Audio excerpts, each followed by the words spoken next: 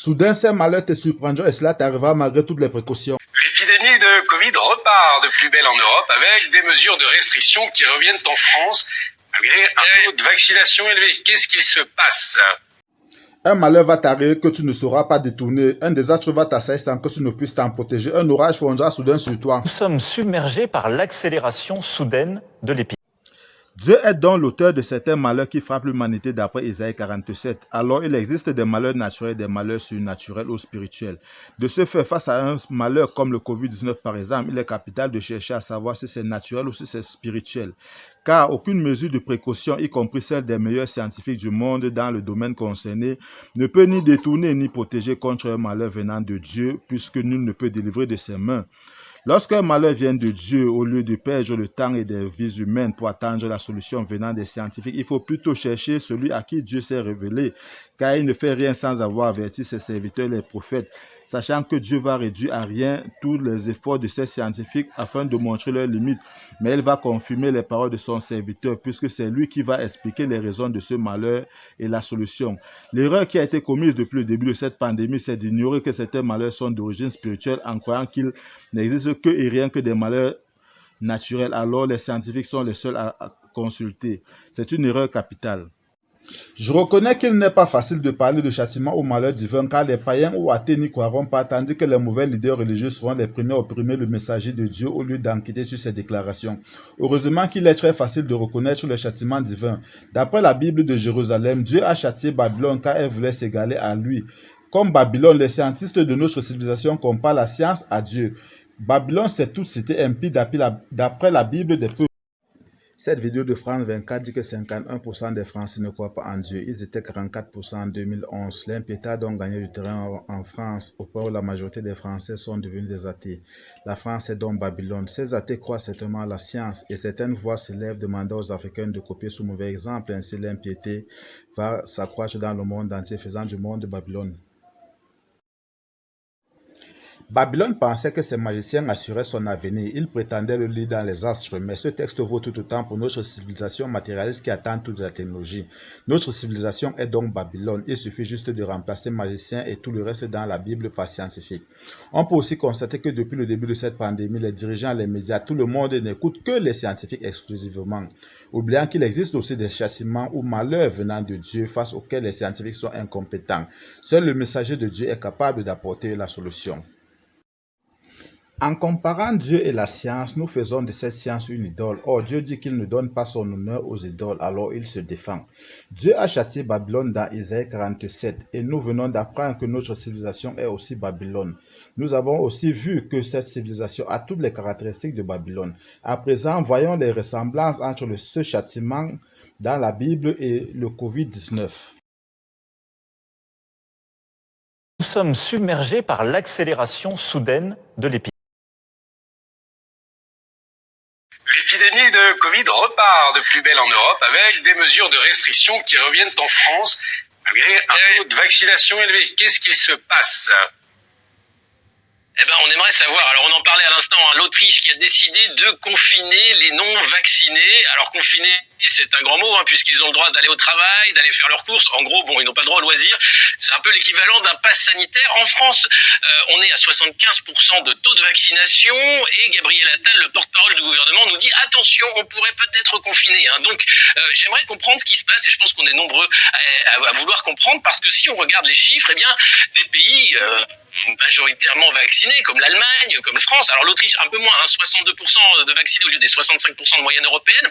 On voit bien que l'épidémie repart et pourtant on a gardé le masque, jour et nuit, matin, midi et soir, été comme hiver, les gestes barrières, le vaccin, et voilà qu'on nous parle de reconfinement, alors que le vaccin, c'était 100% l'assurance qu'on arrêtait les confinements, nous disait Olivier Véran, mais on n'est pas à un mensonge près, vous me direz, le pass sanitaire, on est le 15 novembre, eh bien il devait se volatiliser aujourd'hui.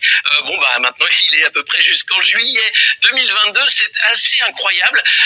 On a l'impression que finalement les gouvernements européens décident de soigner avec des méthodes de coercition pour pousser les gens à la vaccination. Or, le problème aujourd'hui, on le voit, c'est que le vaccin n'empêche pas la contamination, la propagation du virus. Il empêche peut-être les formes graves pour certains, mais c'est encore loin d'être la panacée. D'ailleurs, même Bill Gates le dit, il va peut-être falloir trouver d'autres produits parce que là, ça ne marche pas comme on l'espérait. Alors, la question, c'est pourquoi continuer à faire ce qui ne fonctionne pas? Pourquoi continuer à empêcher certains de vivre? Rappelez-vous.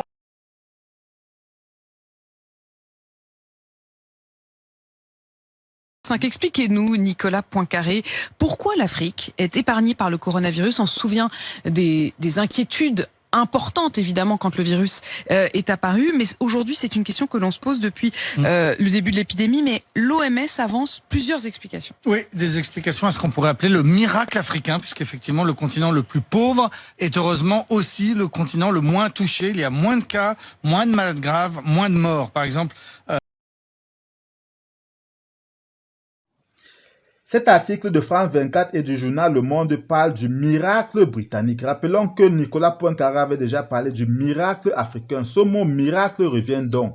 Or, c'est un mot employé en religion ou en spiritualité parlant du surnaturel et non en science où on utilise la raison. L'article nous dit donc, d'ailleurs, que l'évolution de l'épidémie défie la plupart des prévisions des scientifiques. Elle a pris la plupart des épidémiologistes par surprise ainsi que le gouvernement britannique lui-même. Neil Ferguson, épidémiologiste dont les modèles avaient été cruciaux pour convaincre le Premier ministre Boris Johnson, évoquait même 200 000 cas par jour, mais le nombre de cas a plutôt baissé de moitié. Pourtant, les scientifiques avaient prédit que le nombre va doubler, voire se multiplier par 4. Alors, l'épidémiologiste John Edmund reconnaît que personne ne sait vraiment ce qu'il se passe. En France, on nous dit que les modèles des scientifiques sont de plus en plus déboussolés.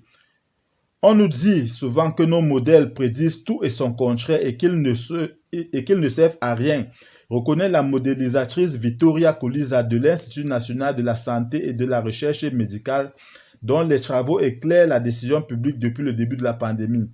Nous voyons donc qu'en France comme en Grande-Bretagne, les scientifiques sont perdus. Leurs prédictions sont réduites à rien. Ils perdent la raison. Les Seychelles ont déclaré qu'elles espéraient atteindre une immunité collective contre le coronavirus d'ici la mi-mars. Et nous allons ce matin aux Seychelles. Pourquoi les Seychelles? Parce que l'épidémie de Covid repart à la hausse, alors que le pays est champion de la vaccination. C'est probablement le pays le plus vacciné au monde, Christophe. Aux Seychelles, la population est plus vaccinée qu'en Israël. 62% des habitants ont reçu les 2 doses. Et pourtant, les indicateurs sont repartis dans le mauvais sens ces derniers jours. 500 nouveaux cas en 3 jours pour une population de 98 000 habitants. C'est énorme. La ministre de la Santé a repris le ton grave des plus mauvais jours de l'épidémie. La situation épidémique dans notre pays reste très sérieuse,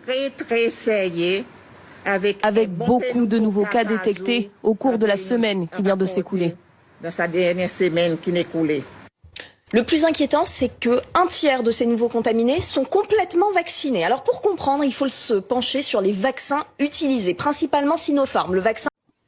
Avec 75% de taux de vaccination en août 2021, l'Irlande a connu un pic épidémique jamais atteint auparavant avec jusqu'à 170 nouveaux cas par jour. Pourtant, lors des précédents pics, le nombre avait rarement dépassé 100. En plus de la moitié des personnes nouvellement infectées étaient complètement vaccinées. Nous avons vu qu'en France et dans d'autres pays, la situation était identique. Pourtant, ils ont utilisé des vaccins différents. Alors, la chaîne BFM avait-elle raison de s'en prendre au type de vaccin utilisé aux Seychelles? Malgré la multitude de vaccins fabriqués par les meilleurs laboratoires au monde, aucun pays n'a atteint l'immunité collective que l'on espérait. N'est-ce pas assez curieux? Cela ne devrait-il donc pas attirer notre attention? Qui repartent à la hausse. Voilà, on nous dit que il y a à nouveau hier 6500 personnes qui sont à l'hôpital à cause du Covid, 33 décès, ça augmente, alors légèrement mais ça augmente. Est-ce que c'est inquiétant? Moi, ça m'inquiète pas plus que ça. Ça peut inquiéter effectivement les hôpitaux qui sont déjà pas bien.